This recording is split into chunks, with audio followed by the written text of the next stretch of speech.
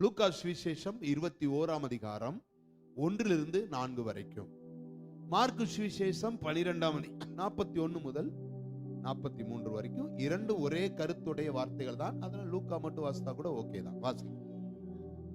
அவர் கண்ணேறிட்டு பார்த்தபோது ஐஸ்வர்யவான்கள் காணிக்கை பெட்டியிலே தங்கள் காணிக்கைகளை போடுகிறதை கண்டார்.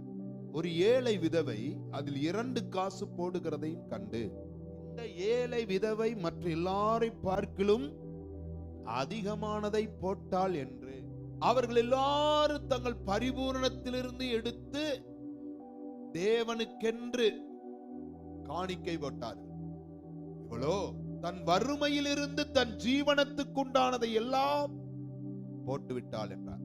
இயேசு ஆலயத்துக்கு போய் காணிக்கை பெட்டி போடுகிற அந்த நேரத்துல, காணிக்கை போடுகிற அந்த நேரத்துல பெட்டி எண்டை நின்று யார் யார் என்ன போடுகிறார்கள், என்ன காணிக்கை போடுகிறான்னு பார்த்து கொண்டே இருக்கிறார்.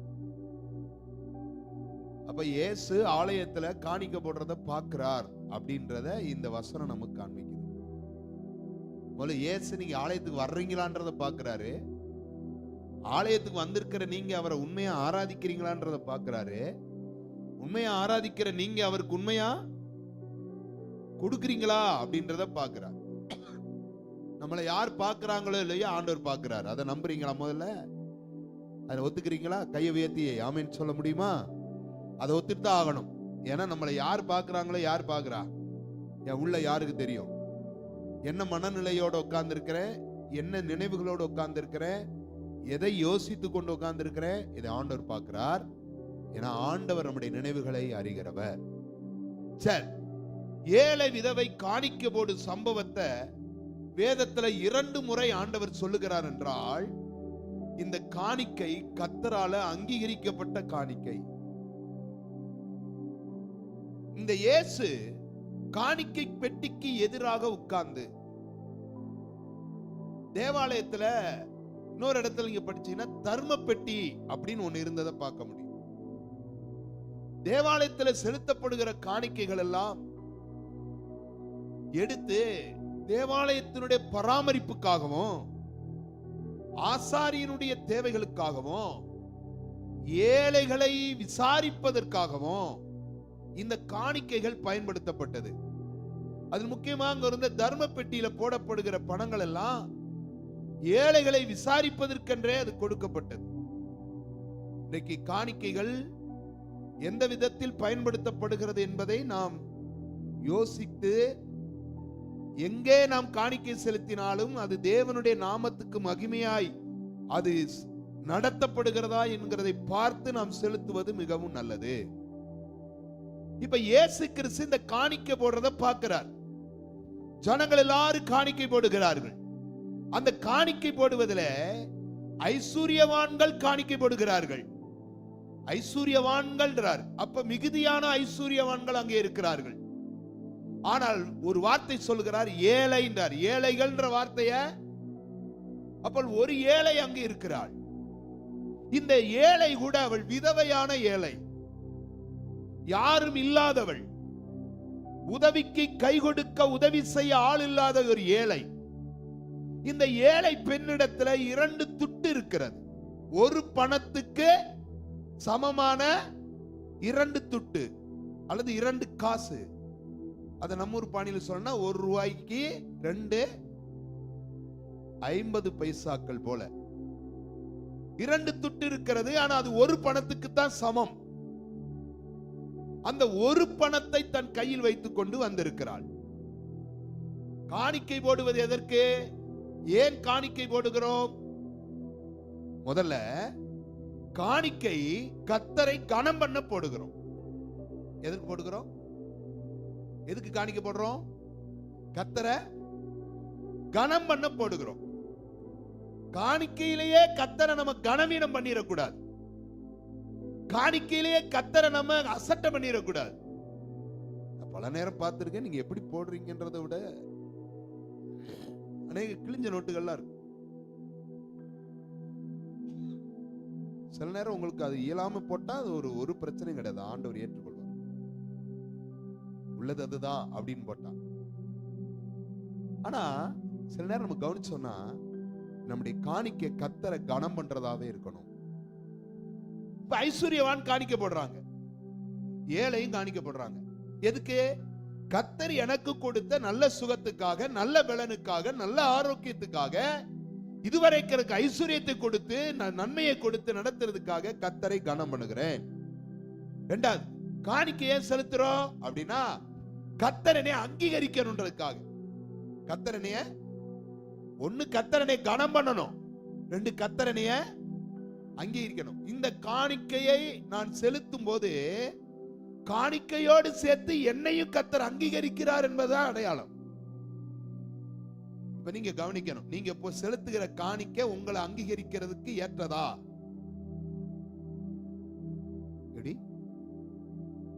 நீங்க செலுத்துகிற காணிக்கை கர்த்தர் உங்களை அங்கீகரிக்க ஏற்றதா அப்படின்றத கவனிக்கணும்.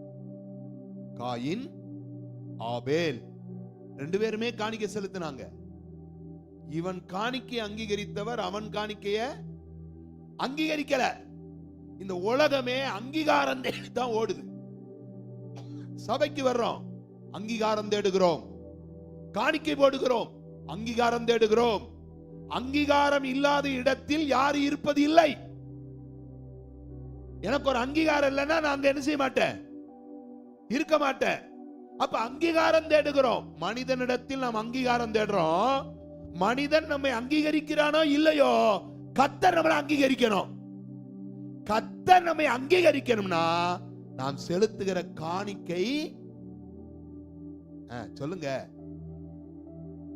ஆமா, உங்க காணிக்கையை கர்த்தர் கனம் பண்ணி உங்களை என்ன செய்யணும், அங்கீகரிக்கணும். அங்கீகரிப்பாரா அப்படின்றத கேட்டுக்கணும். நம்மளே இப்ப கவனிக்கணும். ரெண்டு பேர் காணிக்க போடுறாங்க. யார் யாரு? ஐஸ்வர்யவான், இன்னொருவர் ஏழை விதவை. யார அங்கீகரிச்சாரு? கவனிங்க, யார அங்கீகரிச்சாரு? ஏன் ஐஸ்வர்யவான்கள் குறையா போட்டாங்களா? பைபிள் அழகா சொல்லுதாங்க, அதிகமாய் போட்டார்கள். அதிகமாய் போட்ட அவர்களை அவர் அங்கீகரிக்கலையே. கேக்குறீங்களா எல்லாரும்? அவர் என்ன செய்யலையே, அங்கீகரிக்கலையே. குறைவாய் போட்ட இவளை எல்லாருக்கும் முன்னாடி சீசர்கள் எல்லாரும் கூப்பிட்டு, இங்க வா, எல்லாரும் இங்க வா, இவள் அதிகமாய் போட்டாள். போட்டது எவ்வளவு? ஒரு பணத்துக்கு சமமான 2 காசு.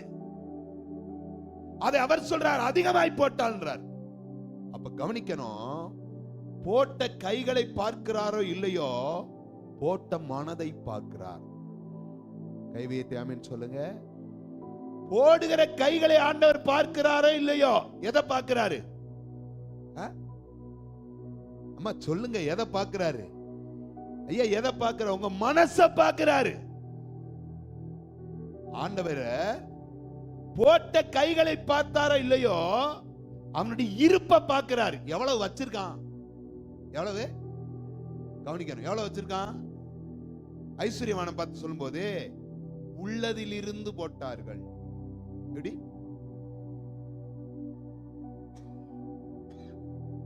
அப்படின்னா அவங்களுக்கு மீதம் இருக்கு. இவளோ உள்ளதையும் போட்டாள். எதை போட்டா? உள்ளதையும் போட்டாள். இவர்கள் உள்ளதிலிருந்து போட்டார்கள், இவளோ உள்ளதையும் போட்டாள்.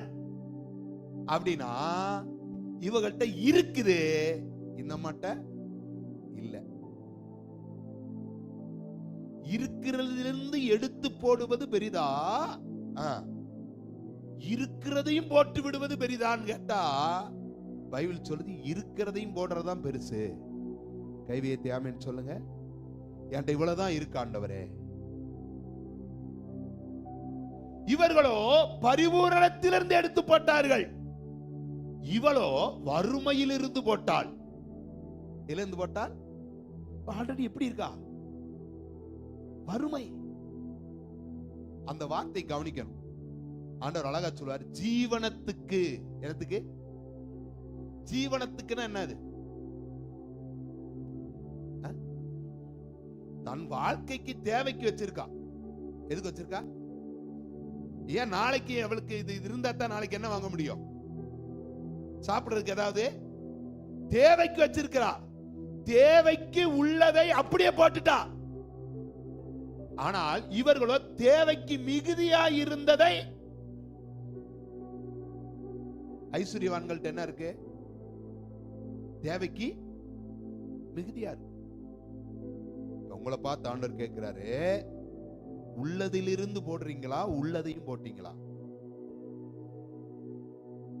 இரண்டாவது, பரிபூரணத்திலிருந்து போடுறீங்களா, வறுமையில் போடுறீங்களா? மூன்றாவது, தேவைக்கு மிகுதியாய் இருக்கிறத போடுறீங்களா, தேவைக்கு உள்ளத போடுறீங்களா? ஆண்டவர் எதை கனம் பண்ணாரு, எதை அங்கீகரிச்சாரு சொல்லுங்க ஒரு தடவை. எதை அங்கீகரிச்சாரு? உள்ளதை போட்டவளை. இரண்டாவது, வறுமையிலிருந்து போட்டவளை. மூன்றாவது, தேவைக்குன்னு வச்சிருந்தத. இது என் தேவைக்காக வச்சிருந்தேன், இது நாளைக்கு எனக்கு வேணும், அதையும் போட்டு விட்டாள். இப்ப ஆண்டவர் பார்க்கிறார். கொடுக்கிறதை பார்க்கிறார் இல்லையோ, இருக்கிறதை பார்க்கிறவர் ஆண்டவர். ரொம்ப பேர் நம்ம இந்த கன்வென்ஷன் போகிறப்ப பார்ப்போம், மீட்டிங்லாம் 4 நாள் தங்கி மீட்டிங் போறவங்க எல்லாம் பார்த்தோம்னா கொண்டு போற 500 ரூபாய 6 பங்கா பிரிச்சு என்ன செஞ்சிரு, எத்தனை காணிக்கை எடுக்கிறாங்க கணக்கு பண்றாங்க. அத்தனை காணிக்கை 50-50 ரூபாய் என்ன செய், சில்லறையை மாத்தி வை, எடுத்து என்ன செய்.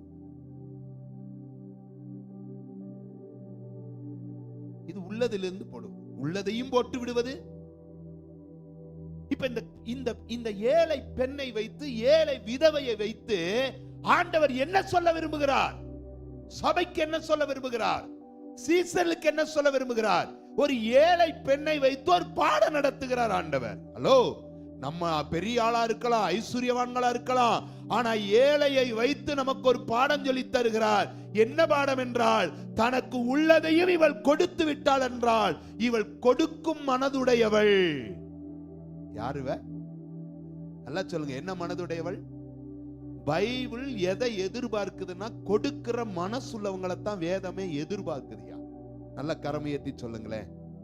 கொடுக்கணும்ன்ற மனதுடையவங்களா பைபிள் எதிர்பார்க்கிறது. பைபிள்ல கஞ்சர்களுக்கு இடம் இல்லை, தெரியுமா? யாருக்கு இடம் இல்ல? ஏன்னா நம்ம ஆண்டவரே யாருன்னா கொடுக்கிறவர். ஆண்டவர் யாரு?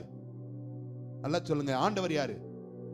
கொடுக்கிறவர். எப்படி கொடுத்தார்? எதை கொடுத்தார்? முதலில் மனிதனுக்கு ஜீவனை கொடுத்தார். அப்படிதானா? ஜீவனை கொடுத்தவர் அவனுக்கு வேண்டிய எல்லாவற்றையும் ஏதேனிலே கொடுத்தார்.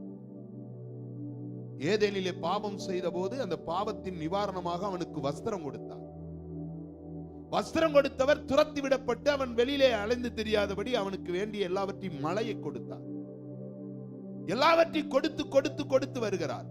அதை பைபிள் அழகா போட்டிருக்கோம், பூமியையோ மனுபுத்திரனுக்கு கொடுத்தார்.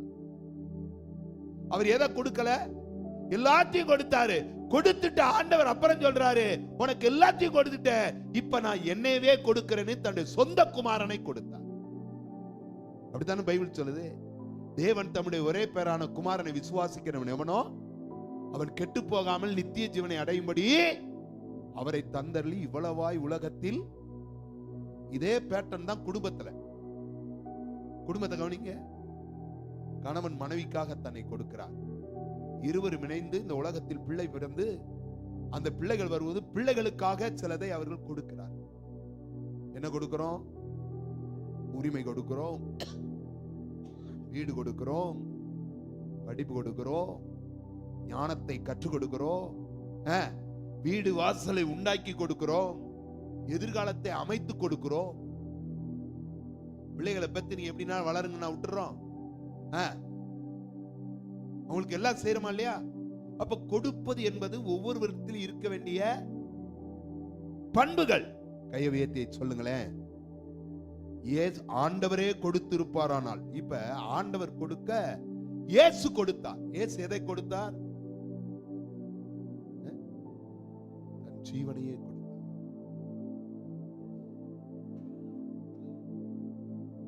தன் ஜீவனையே கொடுத்தார். அப்ப கொடுப்பத பைபிள் ரொம்ப அழகா வலியுறுத்து. இந்த வேதமே நமக்கு கொடுக்கப்பட்டதுதான். வேதம் எது கொடுக்கப்பட்டது. இது ஒரு பொக்கிஷம், இது ஒரு மேன்மை. இதுல இருந்து எடுத்துக்கலாம், இதுல இருந்து என்ன செய்யலாம்? பருகலாம், புசிக்கலாம், அனுபவிக்கலாம் இல்லையா? இதுல இருந்து கற்றுக்கொள்ளலாம், இதுல இருந்து மேன்மைகளை எடுத்துக்கொள்ளலாம். அப்ப நமக்காக கொடுக்கப்பட்டது. இப்ப கவனிக்கணும், கொடுக்கும் போது ஆண்டவர் எப்படி சொல்றார் பாருங்களேன். ஏழை விதவை தன்னிடத்தில் இருந்த எல்லாவற்றையும் கொடுத்தாள், தன் வறுமைக்கு நடுவிலையும் கொடுத்தாள். ஒரு சபை பைபிள்ல போட்டிருக்கு, தெசலோனிக்கே சபை தன்னுடைய வறுமையிலே என்ன செய்ததா? கொடுத்தது. பிலிப்பு சபை தன்னுடைய இல்லாமையிலே கொடுத்தது. அதை ஏற்றுக்கொண்டு நான் சுகந்த வாசனையாக பெற்றுக்கொண்டேன் பைபிள் சொல்றார், பவுல் சொல்றார். இப்ப இந்த கொடுத்ததை வைத்து ஆண்டவர் நமக்கு ஒரு பாடம் சொல்லி தர போறார். கவனிக்கணும், இந்த ஏழை விதவையிடம் இருந்ததே 2 காசு தான். இதை வைத்துத்தான் ஜீவிக்கணும். கொடுத்து விட்டார் என்றால் அதனுடைய பொருள் என்ன தெரியுமா? கொடுத்து விட்டால் என்றால் அதனுடைய பொருள் என்ன தெரியுமா? இப்ப நான் என்ன நம்பி இல்ல, எனக்கு என்ன வேணுமோ அதை யாரிடத்தில் எதிர்பார்க்கிறேன்? கர்த்தரிடத்தில் எதிர்பார்க்கிறேன். கைவியத்தை ஒரு தடவை சொல்லுங்க. அப்ப இதுல ஒரு 3 காரியம் சொல்ல போறேன். 3 காரியம் கவனிக்கணும். 3 காரியம். ஒண்ணு என்ன? தன்னுடைய வறுமையில் இருந்து கொடுத்தாள். அப்படிதான் போட்டிருக்கு. ஆல்ரெடி எப்படிப்பட்டவள்? வறுமையில் இருக்கிற வறுமையில் இருக்கிற அவள் தன்னிடத்தில் உள்ள எல்லாவற்றையும் கொடுத்தாள். தன்னிடத்தில் உள்ள எல்லாவற்றையும் கொடுத்தாள். அப்ப கொடுத்தாள் என்றால் தன்னை வெறுமையாக்கினாள் அர்த்தம். தன்னை முதலாவது இந்த ஏழை விதவை தன்னை வெறுமையாக்கினாள். கர்த்தரிடத்தில் ஏதாயிலும் ஒன்றை பெற்றுக்கொள்ள நீங்கள் விரும்பினால் முதலில் உங்களை என்ன செய்யுங்க? வெறுமையாக்குங்க. தன்னை அவள் வெறுமையாக்கினாள். இப்ப பாருங்களேன், அந்த காணிக்கப்பட்டியில 2 துட்ட போட்ட பிற்பாடு அவள் வாழ்க்கை எப்படி தெரியுமா? 0. என்னது என்றால் இந்த பெண் யார்? ஒன்று, அவள் தேவனை சார்ந்து வாழ நினைக்கிறவள். என்றால் இந்த பெண் யார்? தன் வாழ்வை கிறிஸ்துவுக்குள் புதிதாய் துவங்க நினைக்கிறவள்.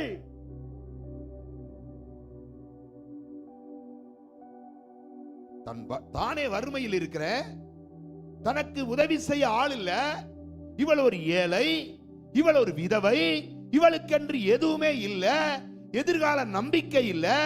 ஆனாலும் தன்னிடத்தில் இருக்கிற 2 காசை கொடுத்துட்டானா தன்னை ஆண்டவருக்கு முன்னாடி வெறுமையாக்கின ஒரு பெண்ணாய் உட்கார்ந்து இருக்கிறாள். இரண்டாவது சொல்லணும், வெறுமையாக்கிட்டாள் என்றால் அடுத்து அவள் யோசிக்கிறாள், நான் என்னை கிறிஸ்துவுக்குள் துவங்க விரும்புகிறேன், ஆண்டவருக்குள் துவங்க விரும்புகிறேன். இனி என்னுடையதை கொண்டு நான் வாழ விரும்பல, நான் அவருடையதை கொண்டு வாழ விரும்புகிறேன் என்று தன்னுடையதை எல்லாவற்றையும் கொடுத்து நமக்கு ஒரு சாட்சியாய் நிற்கிறாள் இந்த பெண். கையை உயர்த்தி ஆமென் சொல்லுங்களேன். இன்னைக்கு எத்தனை பேருங்க இங்க உட்கார்ந்து இருக்கிற எத்தனை பேர் சொல்ல முடியும், நான் கிறிஸ்துவுக்குள் துவங்க விரும்புகிறேன், என்னுடையதை நான் வெறுமையாக்க விரும்புகிறேன், என்னுடைய மேன்மைகளை வெறுமையாக்க விரும்புகிறேன். ஐஸ்வர்யவான்கள் தங்களுடையதிலிருந்து கொடுத்தார்கள், இவளோ தன்னிடத்தில் உள்ளது எல்லாவற்றையும் அப்படின்னா தன்னை பூஜ்யமாக்குகிறாள். ஆண்டவருக்கு முன்னாடி ஒருவன் தன்னை வெறுமையாக்காவிட்டால் அங்கீகரிக்கப்படவே முடியாது. ஆண்டவருக்கு முன்னாடி தன்னை ஒருவன் வெறுமையாக்காவிட்டால் அவன் கர்த்தரால் கனம் பண்ணப்பட முடியாது.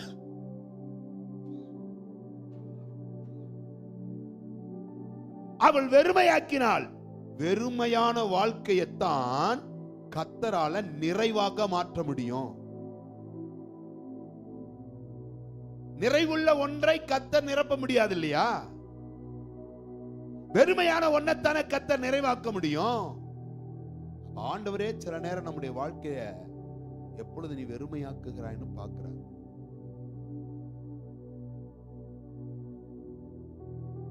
வெறுமையிலிருந்து ஒரு மனிதனுடைய வாழ்க்கையை கர்த்தர் பூரண வரைக்கும் கொண்டு போறவர். கவனிக்கிறீங்களா எல்லாரும்? ஒரு மனிதனுடைய வாழ்க்கையை வெறுமையிலிருந்து எங்க வரையா கொண்டு வரவர்? பூரண வரைக்கும் கர்த்தர் கொண்டு போறவர். இவர்கள் பூரணத்திலிருந்து கொடுத்தார்கள், இவளோ வறுமையில் கொடுத்தாள். வறுமையில் கொடுத்த அவள் அடுத்தவள் நினைக்கிறாள், என் வறுமையில் நான் கொடுத்தாலும் நான் வெறுமையாக்கப்பட்டாலும் என்னை கர்த்தர் பூரணமாக்குகிறவர். எத்தனை பேர் நம்புறீங்க? இன்னைக்கு காலையில் ஆண்டவர் எப்பயுமே வெறுமையானதை நிரப்புகிறார். பைபிள் சொல்லு. பூமி எப்படி இருந்துச்சாம் பைபிள்ல? ஆதியாகமத்துல பூமியானது வெறுமையாய். வெறுமைனா என்ன? ஒண்ணுமே இல்ல. ஆதியிலே தேவன் வானத்தையும் பூமியும் சிருஷ்டித்தார். பூமியானது ஒழுங்கின்மையும். எத்தனை பேர் நம்புறீங்க? நான் வெறுமையா இருந்தேன், இப்ப நான் வெறுமையா இருந்த எண்ணத்தான் கர்த்தர் ஒழுங்குபடுத்தி சீர்படுத்தி நிறைவாய் மாற்றி வைத்திருக்கிறார். கையை உயர்த்தி ஆமென் சொல்லுங்களேன். வெறுமை, வெறுமையான பூமியை கர்த்தர் பார்த்தார். வெறுமையான பூமியில ஆவியானவர் அசைவாடினார். எல்லாம் கொடுக்கிற ஐஸ்வர்யவான்களை பார்த்தாரோ இல்லையோ, ஒண்ணுமில்லாமல் கொடுத்த ஏழை விதவையை பார்த்தார். காரணம், அவள் தன்னை வெறுமையாக்குகிறாள். நீ கேட்கலாம் ஒரு கேள்வி, எலியாவின் காலத்தில் எத்தனை விதவைகள் இருந்தார்கள் இஸ்ரவேல் நாட்டிலேயே இல்லையா?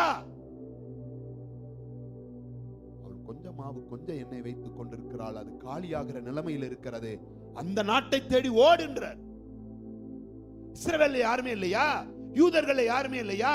அந்நிய தேசமா இருக்கிற சாரிபாத்தூருக்கு. சாரிபாத் யாருடைய ஊரு அப்படின்னு கேட்டா ஏசபேலுடைய ஊர், ஏசபேலுடைய தகப்பனுடைய ஊர். அங்க அனுப்பி அவளை காப்பாத்துறதுக்கு அனுப்புறானா? ஒருத்தி தன்னை வெறுமையாக்க ஆயத்தமாய் இருக்கிறாள். இன்னைக்கு உங்களுடைய வாழ்க்கை வெறுமையாக்கப்படணும்னு ஆண்டவர் விரும்புறாருமா?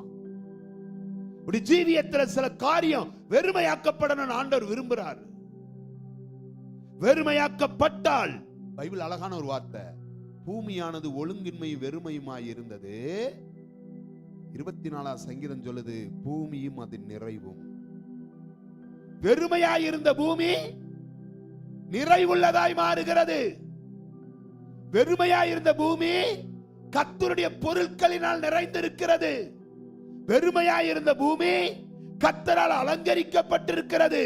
எப்படி சாத்தியம்? வெறுமையில தான் கர்த்தர் நிறைவை உண்டாக்குகிறார். கையை உயர்த்தி ஒரு தடவை எங்கூட சேர்ந்து சொல்லலாமா? வெறுமையில் இருந்தாலும் இன்றைக்கு அதை ஆண்டவர் வெறுமையாகவே விடுகிறவர் அல்ல, அதை பூரணத்தை நோக்கி கொண்டு போகிறவர்.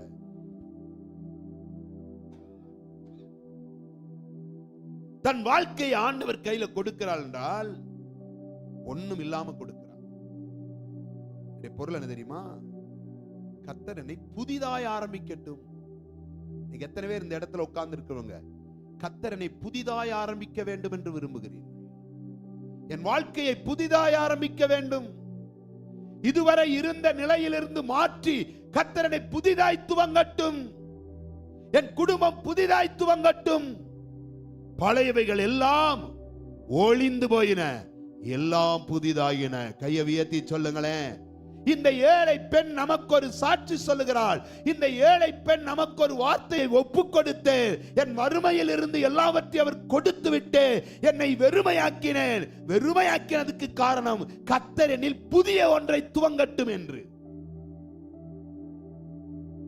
இன்னைக்கு இந்த ஆலயத்துக்குள் உட்கார்ந்து இருக்கிற சிலரை பார்த்து சொல்லுகிறார், உங்க இருதயம் வெறுமையாகட்டும், உங்களுடைய மனசு வெறுமையாகட்டும். தேவையற்ற சிந்தனைகளை உள்ளே வைக்காதீர்கள். தேவையற்ற காரியங்கள் மனதில் வைத்து உங்களுடைய ஆத்துமாக்களை கெடுக்காதீர்கள். எல்லாவற்றையும் வெறுமையாக்கி கர்த்தருக்கு முன்னாடி ஒன்றுமில்லாததை போல் நில்லுங்கள். ஒன்றுமில்லாத வனாந்தரத்திலையும் கர்த்தர் அற்புதம் செய்கிறவர். கையை உயர்த்தி சொல்லுங்களேன், வனாந்தர தாவரங்களில் தண்ணீர் பொழிகிறதாய் மாற்றுகிறார் என்றால் அதிலே ஒரு அற்புதங்களை செய்கிறவர். வெறுமையான பூமிக்கு நிறைவு கொடுக்க கர்த்தரால் முடியுமனால், வெறுமையான மனிதனுக்கு நிறைவு கொடுக்க கர்த்தரால முடியுமனா, உங்க வாழ்க்கையை கர்த்தர் நிறைவாக்க முடியும். ஆண்டவருக்கு பேர் என்ன? ஒன்றுமில்லாமையில் துவங்குகிறவர் பேர். ஆண்டவர் யாரு? இல்லாதவைகளை இருக்கிறதை போல அளக்கிறவர். அவருடைய பொருள் என்ன? ஒன்றுமில்லாமையில் துவங்குகிறவர். இன்னைக்கு சிலருடைய வாழ்க்கையை பார்த்து ஆண்டவர் பேசுறாரு, ஒன்றுமில்லாமையில் சிலதை துவங்க விரும்புகிறேன். நம்முடைய ஆண்டவர் யாருன்னா ஆதாரம் இல்லாமல் துவங்குகிறவர். ஆண்டவருக்கு ஒன்றை செய்வதற்கு ஆதாரம் வேண்டாம். இது இருந்தா இதை செய்வேன் என்று சொல்லுகிறவர் அல்ல, எதுவுமே இல்லை என்றாலும் செய்கிறவர். நம்புறீங்களா? கையை உயர்த்தி சொல்லுவீங்களா? காற்றையும் காண மாட்டாய், மழையும் பார்க்க மாட்டாய், வாய்க்கால்கள் நிரப்பப்படும் கர்த்தரால சொல்ல முடியும்னா, இன்னைக்கு சொல்லுடைய வாழ்க்கையை வெறுமையில் இருந்து நிறைவுக்கு நேராய், உள்ளாமைகளில் இருந்து எல்லாம் உடையவர்களாய், ஒன்றும் இல்லாத சூழ்நிலைகளிலிருந்து எல்லாவற்றுக்கு நேராய் கர்த்தர் உங்களை நடத்த விரும்புகிறார். இந்த ஏழை பெண், இந்த ஏழை விதவை நமக்கு ஒரு வார்த்தை சொல்லுகிறார், என்னை நான் வெறுமையாக்கினேன். பாத்திரங்களில் ஒன்றுமில்லை, கையிலே ஒன்றுமில்லை, எனக்கு சொல்லுவதற்கு ஒன்றுமில்லை. தன்னுடைய பரிபூரணத்திலிருந்து கொடுக்கிறவர்கள் இருக்கும்போது தன் வறுமையில் கொடுத்த இவளை கர்த்தருடைய கண்கள் கண்டது. வனாந்தரத்துல ஒன்றுமில்லாம நிற்கிற ஒரு ஆகார், கையில ஒரு பிள்ளை துருத்தி இருக்கு, கொஞ்சம் அப்ப இருக்குது, அதுவும் தீர்ந்து போனது. இவ்வளவு எப்படி நிற்கிறாள்? எப்படி நிற்கிறாள்? நல்லா சொல்லுங்க, எப்படி நிற்கிறாள்? அநேகர் வெறுமையாக உட்கார்ந்து சிலருடைய வாழ்க்கையை தட்டி பார்த்தா ஒண்ணு இல்லை, சமாதானத்துக்கு ஏதுவானது இருக்கா? ஒண்ணு இல்லை, நன்மைக்கு ஏதுவானது இருக்கா? ஒண்ணு இல்ல, வாழுவதற்கான சூழ்நிலை இருக்கா? ஒண்ணு இல்ல, எல்லாமே வெறுமையா. சிலருடைய வாழ்க்கையை பார்த்தா அப்படியே எல்லாம் வெறுத்து போன நிலைமை, ஒன்றும் இல்லாத நிலைமை.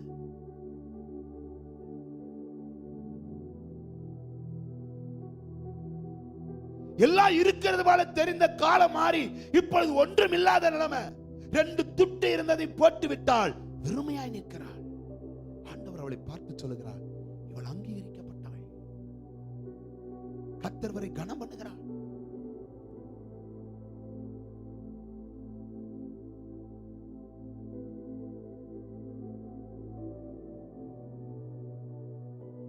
எல்லாவற்றையும் உரிந்து ஒருவனை வெறுமையாய் விட்டார்கள். யோசேப்பு, அவன் அந்த நாட்டுக்கு போகும்போது ஒன்றுமே இல்லை, வஸ்திரம் இல்லை, உரிமை இல்லை, அவன் அந்த நாட்டிலே சுகமாய் வாழ்வதற்குரிய வாய்ப்புகள் இல்லை, வெறுமையாய் அனுப்பப்பட்டிருக்கிறார். வெறுமையான ஒருவனை அதே இடத்தில் பரிபூரணம் உள்ளவனாய் மாற்ற கர்த்தரால முடியும்னா, இன்னைக்கு இங்க இருக்கிற யாரையோ பார்த்து ஆண்டவர் சொல்ல விரும்புகிறார், உன் வெறுமைக்கு நடுவில் உன்னை பரிபூரணமாய் மாற்ற போகிறேன். கையை உயர்த்தி ஆமேன் சொல்றவங்க இருந்தா, நான் இங்க வரும்போது வெறுமையா வந்தேன், ஒண்ணும் இல்லாம வந்தேன், கைகளில் ஒன்றும் இல்ல, வாழ்க்கையில மனசுல ஒண்ணும் இல்ல, நிறைவில்லாதவனாய், சமாதானம் இல்லாதவனாய், நம்பிக்கை இல்லாதவனாய், எதிர்காலத்துக்கான எந்த ஹோப்பும் இல்லாதவனாய் இந்த இடத்தில் உட்கார்ந்திருந்தால், ஒன்றும் இல்லாத நிலைமையை பார்த்து ஆண்டவர் சொல்லுகிறார், உருவாக்கப்படி என்று கர்த்தரால சொல்ல முடியுமானால் சில காரியங்களை இன்றைக்கு காலையில கர்த்தரால் உருவாக்க முடியும்.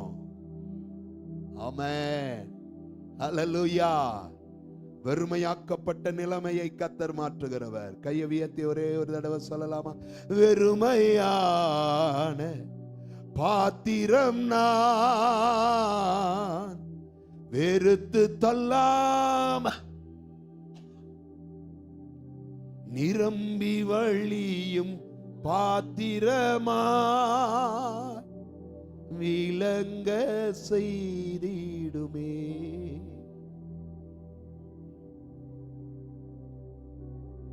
ஹல்லேலூயா. முடியிறது வரைக்கும் எங்க எந்திரிச்சு போகக்கூடாது. உட்காரு. ஆமா, கொஞ்ச நேரம் அப்படியே இந்த பாட்டை எல்லாம் சேர்ந்து பாடுமா? கைதட்டி ஒரு தடவை ஹல்லேலூயா. வெறுமையான பாத்திரம் நான் வெறுத்து தள்ளாமலே நீரம்பி வழியும் பாத்திரமா விளங்க செய்திடுமே. வேதத்தில் காணும் பாத்திரமெல்லாம் இயேசுவை போற்றிடுதே. என்னையும் மௌமீத பாத்திரமா வணைந்து கொள்ளுமே.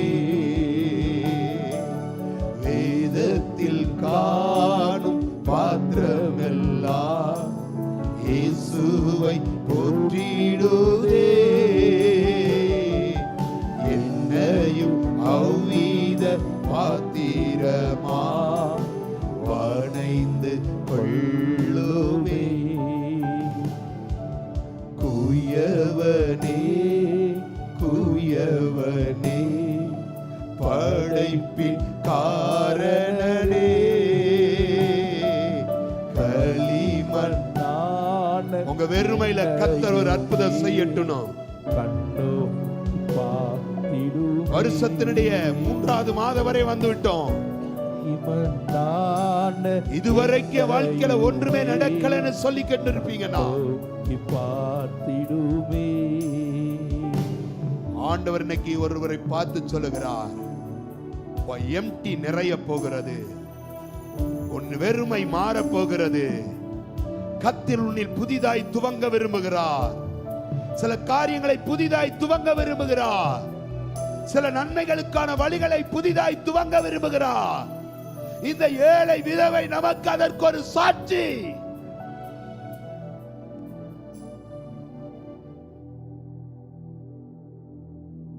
இரண்டாவது, ஏழை விதவை தனக்குள்ள எல்லாவற்றையும் போட்டு விட்டாள். அது அழகா போட்டிருக்கும் அந்த 4வது வசனம் நினைக்கிறேன்.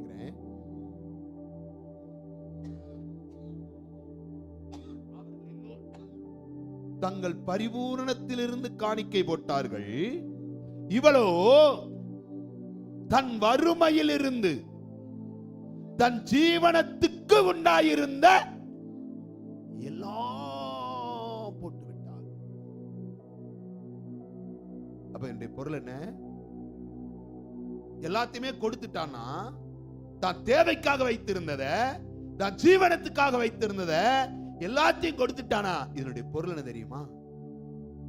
ஏன் தேவைய கர்த்தர் பார்த்துக் கொள்வார். 2, என்னை கர்த்தர் நடத்துவார். 3, நாளை தினத்தை குறித்து எனக்கு கவலை இல்லை. கவனிங்க, 2வது இந்த ஏழை விதவை நமக்கு சொல்லிக் கொடுக்கிறது என்ன பாருங்களேன். என் தேவைகளை கர்த்தர், நம்மெல்லாம் மிச்ச வைத்து விட்டு தான் போடுகிறவர்கள், இருக்கிறதிலிருந்து போடுகிறவர்கள். இவள் இருக்கிறதையே போட்டு விட்டு.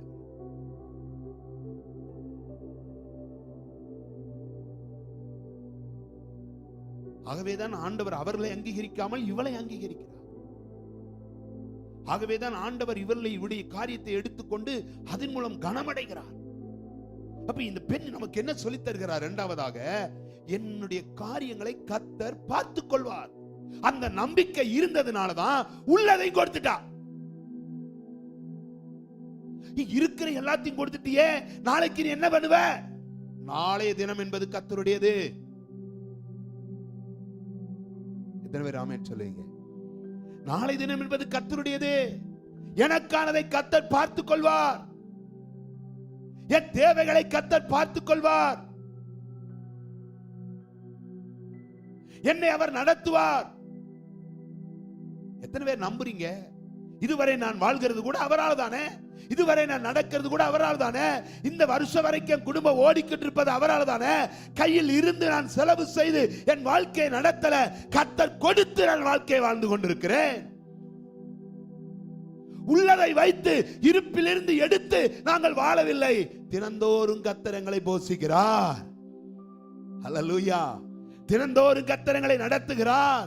ஏனென்றால் எங்கள் தேவைகளை அறிந்தவர் அவர். ஆபிரகாம்கிட்ட போய் கேட்கிறான், ஈசாக்கு, பா கட்டை இருக்கு, நெருப்பு இருக்கு, ஆடுங்க ஆடுங்க ஆடுங்க. ஆபிரகாமுக்கு தெரியும், யெகோவா ஈரே ஒருவர் இருக்கிறார், யெகோவா ஈரே ஒருவர் இருக்கிறார். அவர் என்னுடையதை பார்த்துக் கொள்வார், என் தேவைகளை பார்த்துக் கொள்வார் என்று தெரிந்ததினால் அவன் ஒரு வார்த்தை சொல்கிறார், கர்த்தர் பார்த்துக் கொள்வார் மகனே.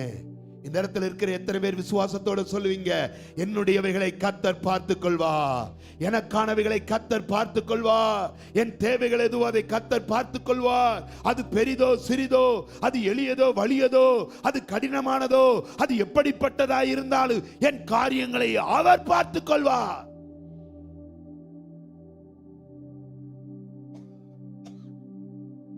எகிப்திலிருந்து இஸ்ரவேல் ஜனங்கள் வனாந்தரத்தில் நடந்து வருகிறார்கள்.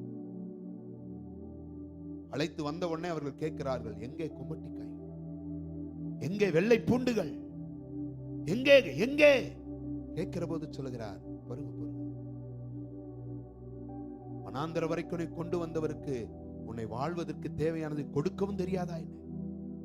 நான் சொல்லட்டுமா, இதுவரை உன்னை கொண்டு வந்தவருக்கு இனியும் உனக்கு தேவையானது தர தெரியாதா என்ன? இனி உனக்கு கொடுக்க தெரியாதா என்ன? இதை அவள் அறிந்திருந்தாள். என்னுடையதை அவர் பார்த்துக் கொள்வார், என் காரியத்தை அவர் பார்த்துக் கொள்வார், என் விஷயத்தை அவர் எடுத்துக் கொள்வார். ஒரு நம்பிக்கை. எத்தனை பேர் கர்த்தர் மேல் நம்பிக்கை இருக்கிறது? இன்னைக்கு நான் என்ன நிலையில் இருந்தாலும் என்னுடையதை அவர் பார்த்துக் கொள்வார். என் காரியம் யாருடைய காரியம்? கர்த்தருடைய காரியம்.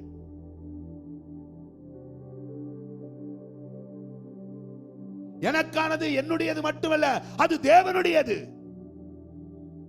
என்னை பிழைப்புட்ட வேண்டியது தேவனுடையது, என்னை ஆதரிக்க வேண்டியது தேவனுடையது, என்னை நடத்த வேண்டியது தேவனுடையது, என்னை காக்க வேண்டியது தேவனுடையது. நான் என்னை நம்பி அல்ல, நான் வைத்திருக்கும் பணத்தை நம்பி அல்ல, என்னுடைய சம்பாத்தியத்தை நம்பி அல்ல, என் பொருளை நம்பி அல்ல, என் ஆஸ்தியை நம்பி அல்ல.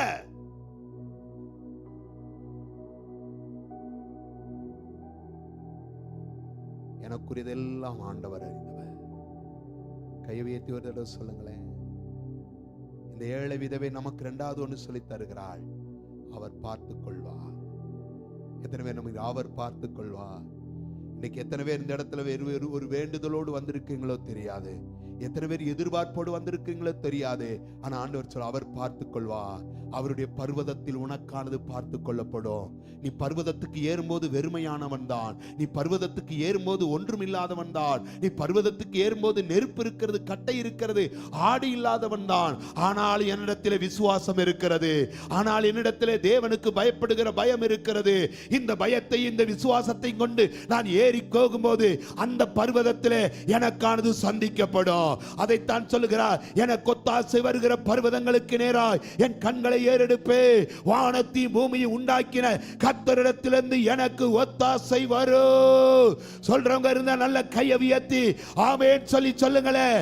என்னுடையதை கர்த்தர் பார்த்துக் கொள்வார், என் காரியத்தை கர்த்தர் பார்த்துக் கொள்வார், என்னை ஒரு நாள் வெறுமையாய் விடாதவர்.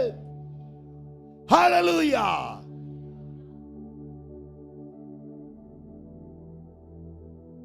காட்டு புஷ்பங்களை கவனித்து பாருங்கள், அவைகளை விடுத்து விக்கிறவர் உங்களை விடுத்து விக்க மாட்டாரா? ஆகாயத்து பறவைகளை கவனித்து பாருங்கள், அவைகளுக்கு என்ன கிடையாதான்? என்ன கிடையாது? ஆகாயத்து பறவைகளை கவனித்து பாருங்கள், அவைகளுக்கு என்ன கிடையாது? பண்டகசாலை கிடையாது, அவைகளுக்கு எதுவுமே இல்லை, சேர்த்து வைக்கின்றது இல்லை. ஆனால் அவைகளையும் போஷிக்கிற ஒரு கர்த்தர். கடல்ல ஏராளமான திமிங்கலங்க இருக்கு, பைபிள் சொல்லுது. அவைகளையும் ஆண்டவர் போஷிக்கிறார். அவைகளையும் நீங்க எவ்வளவு சாப்பிட்டுருவீங்க ஒரு நாளைக்கு? எவ்வளவு சாப்பிடுவீங்க? ஒரு திமிங்கலம் ஒரு நாளைக்கு 3500 கிலோ சாப்பிடும் என்று சொல்லுங்க. வாய் திறந்து உட்கார்ந்துருந்தா அதுக்கு ஒரு நாள் உணவு சரியா இருக்குன்னா எத்தனை கிலோ சொல்லுங்க? 3500 கிலோ அளவிலான சாப்பாடு வேணும். ஒரு யானை சாப்பிட்டு திருப்தி அடையணும்னா 250 கிலோ உணவு வேணும். எத்தனை கிலோ உணவு? 250 கிலோ உணவு வேணும். எப்பா, மிகப்பெரியதா சாப்பிடுற எல்லாத்தையுமே போசிக்கிறாண்டவர். நிமிடு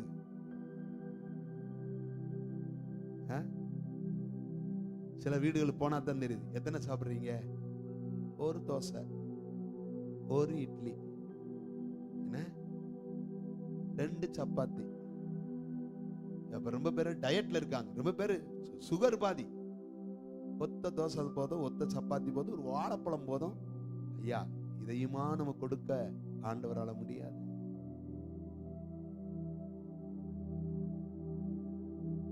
உன் காரியங்களை பார்த்துக் கொள்வார் நீ நம்பலையா? இந்த ஏழை பெண்ணுக்குள்ள இருந்த அந்த விசுவாசனுக்கு உனக்குள்ள இல்லையா? பேலன்ஸ் வைத்து நீ வாழ நினைக்காத.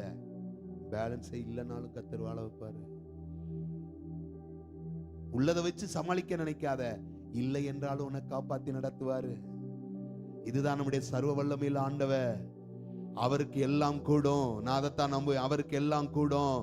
இந்த பூமியில பிறக்க பண்ணின அவ, இந்த பூமியில வாழ வைக்கிற அவ, இந்த பூமியில நடத்துகிற அவ நமக்கு வேண்டிய எல்லாவற்றையும் கொடுக்காமல் போவாரா என்ன? தராமல் போவாரா என்ன? நடத்தாமல் போவாரா என்ன? இந்த உலகத்தில் அநேக ஐஸ்வர்யவான்கள் வாழத்தான் செய்கிறார்கள், அநேக ஏழைகளும் வாழத்தான் செய்கிறார்கள். அநேகர் மாளிகையில் வாழுகிறவர்கள் இருக்கிறார்கள், அநேகர் ஓட்டு குடிசைகளில் வாழுகிறவர் இருக்கிறார்கள், தெருமுனையில் வாழுகிறவர்கள். அத்தனை பேரையும் காப்பாற்றுகிறவர் கர்த்தர் தானே என்றால் இந்த பெண் ஒரு வார்த்தை நமக்கு சொல்லிக் கொடுக்கிறார். கர்த்தர் பார்த்துக் கொள்வார். நீ நம்புறீங்களா? கர்த்தர் பார்த்துக் கொள்வார். எனக்கானதை கர்த்தர் பார்த்துக் கொள்வார். என் தேவைகளை கர்த்தர் பார்த்துக் கொள்வார். நான் எதை பற்றியும் கவலைப்படாமல் கர்த்தரை கனம் பண்ணுவேன். கர்த்தரை காணிக்கையினால் கனம் பண்ணுவேன்.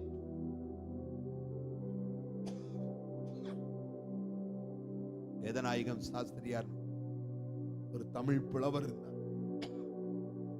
தஞ்சை அரண்மனையில, ராஜாவுடைய அரண்மனையில புலவராயிருந்தார். இவர் ஒருவர் தான் கிறிஸ்தவ புலவர்.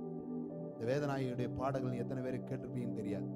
வேதநாயகன் ஓதும் பாடலில் மெத்த மன முருக, சங்கம் சிறுக, சபை பெருக, வா தயவாய் எங்களுக்காக பாடுபட்டாய். அந்த பாட்டு பாடினவர். ஆதி தீரு வார்த்தை துவிய அற்புத பாலகனாய் பிறந்தார், அற்புத பாலகனாய் பிறந்தார். அந்த பாட்டு பாடினவர்.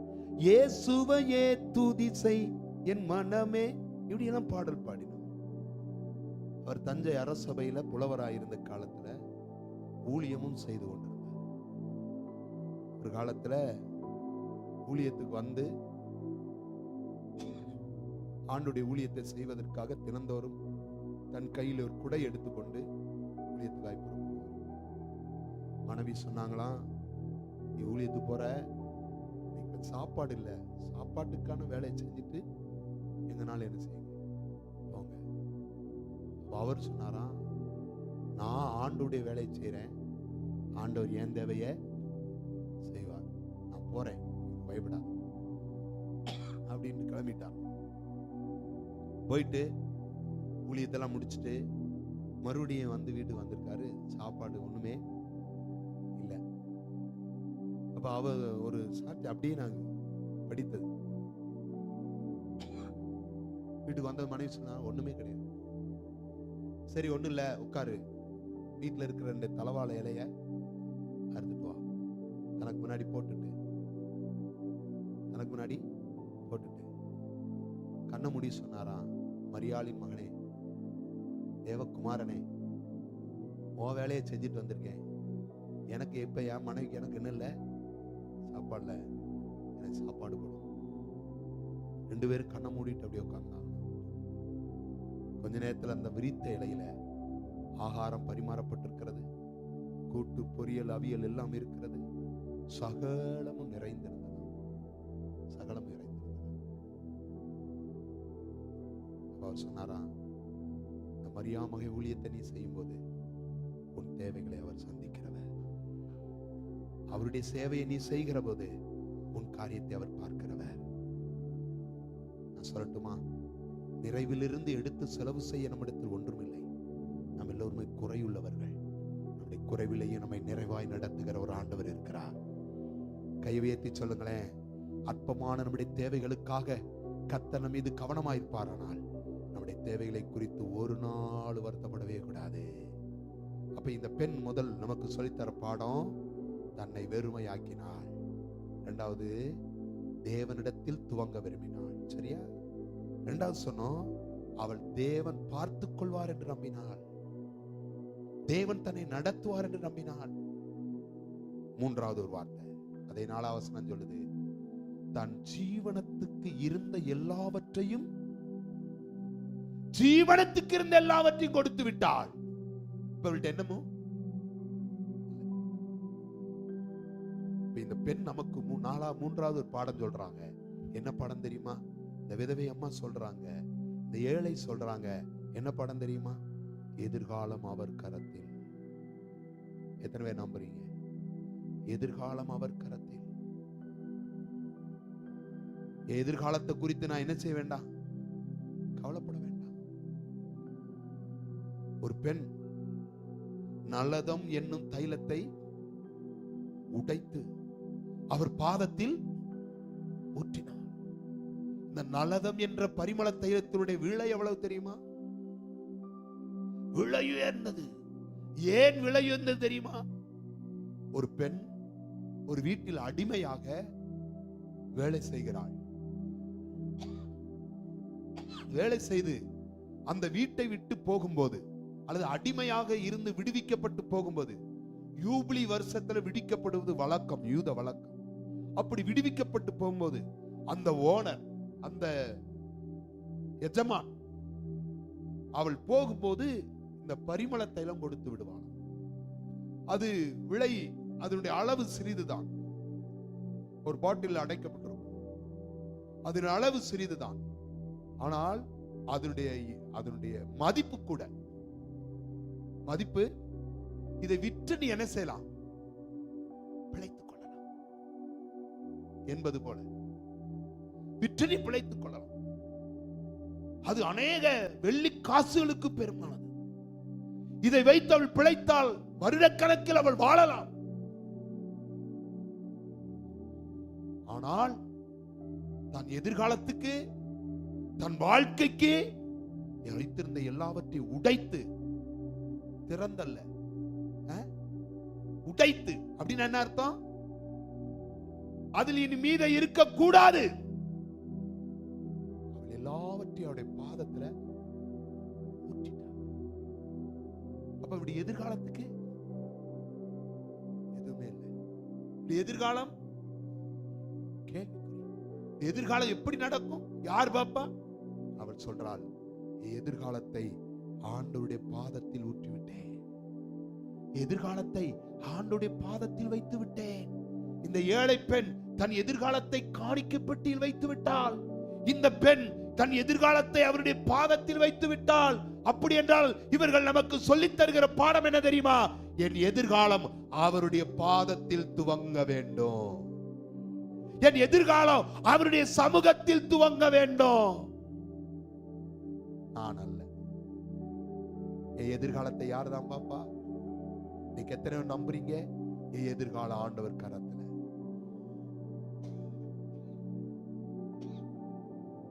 ஒன்றும் இல்லாமல் துவங்கின எத்தனையோ பேர், இதுவரைக்கும் கர்த்தரை நம்பி வாழ்ந்த எத்தனையோ பேர் எதிர்காலங்கள் பிரகாசமாய் இருக்கிறதை பார்க்கிறோம்.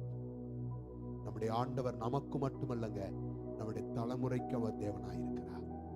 இன்றைக்கு உங்க எதிர்காலம் கர்த்தருடைய பாதத்தில் ஊற்றப்பட்டிருந்தால் எதிர்கால தலைமுறைகளை குறித்து நீங்கள் பயப்பட வேண்டியதே இல்லை.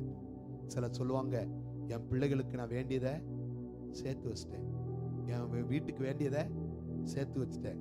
சொல்ற உங்களுக்கு நடுவுல எதையுமே சேர்க்காத எத்தனை பேர் இங்க இருப்பீங்க. எதையுமே தேடாத எத்தனை பேர் இருப்பீங்க.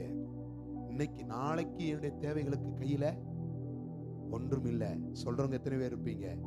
நம்பிக்கை இல்லைன்னா வாழ்க்கையில எந்த ஒரு எதிர்காலத்துக்கான எந்த ஒரு சேமிப்பும் இல்லாதவர்களா இருந்தாலும் சொல்றாரு, எதிர்காலம் என்னுடைய கரத்தில் இருக்கிறது, எதிர்காலம் உன்னுடைய கரத்தில் இருக்கிறது.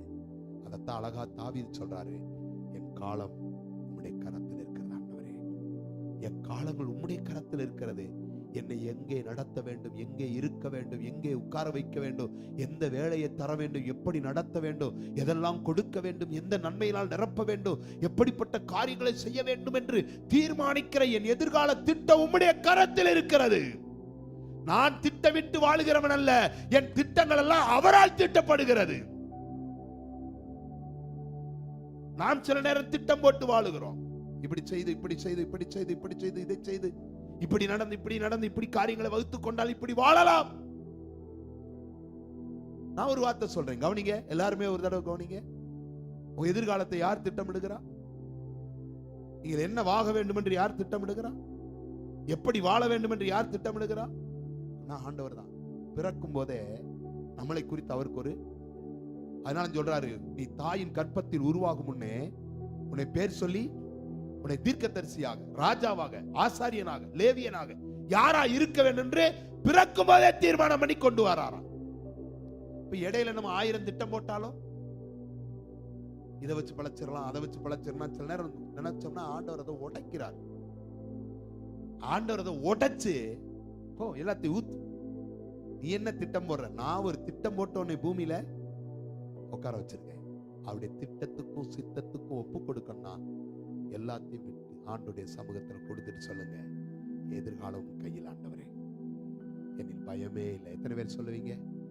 இவள் கொடுத்து விட்டாள் என்றால் அடுத்து என்னன்னா, இவர் பயம் இல்லாதவள், எதை பத்தியும் பயப்படல, தான் வாழ்க்கைக்கு என்ன நடக்கும் பயப்படல. யார் அவர் இருக்காரியா? எதிர்காலம் அவர் கையில் சொல்றவங்க மட்டும் என் கூட சேர்ந்து கையை உயர்த்தி ஒரு சொல்லுங்க, என் எதிர்கால நம்பிக்கை அவர் கரத்தில் இருக்கிறது. என் எதிர்காலத்தை கர்த்தர் பார்த்து கொள்வார். என் எதிர்காலத்தை அவர் நடத்துவார், நேர்த்தியாய் நடத்துவார். நான் திட்டம் போட்டு நான் பிளான் பண்ணி ஒன்ன செய்ய நினைச்சா அதல்ல, கர்த்தர் திட்டம் போடுகிறது தான் என் வாழ்க்கையில் நடக்கும். இந்த ஒரு நம்பிக்கையோடு இன்னைக்கு நம்ம வாழ்க்கையை துவங்குவோம். கர்த்தர் நிச்சயமாய் நம்மை ஆசீர்வதிப்பார்.